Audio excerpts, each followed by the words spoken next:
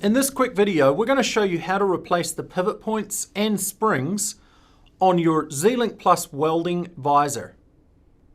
First, you want to start by removing the weld visor from your Z-Link. It's always best to remove it in the down position so that it makes it easier for putting it back on. To remove it, we're simply just going to pry it apart at the pivot points until that visor comes off.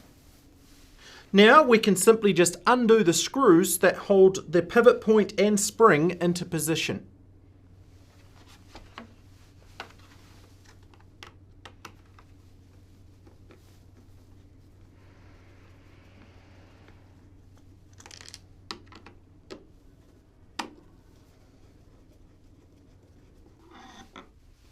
With the screws now all undone, the pivot point can come out of the Z-Link weld visor. And if you're replacing just the spring, you'll then also need to undo the small screw on the pivot point assembly.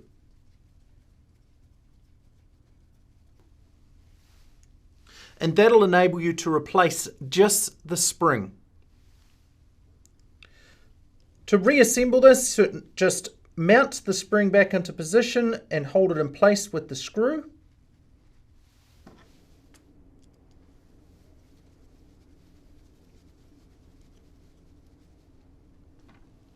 And then reinstall the assembly onto the Z-Link weld visor.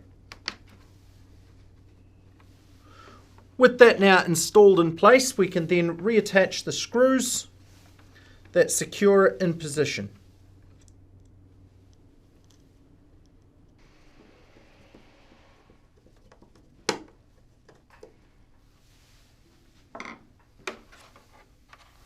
And that's how to replace the pivot point and springs on your Z-Link weld attachment. You can then reinstall the visor, remembering that we took it off in the down position, so it's very easy to click into position on the sides.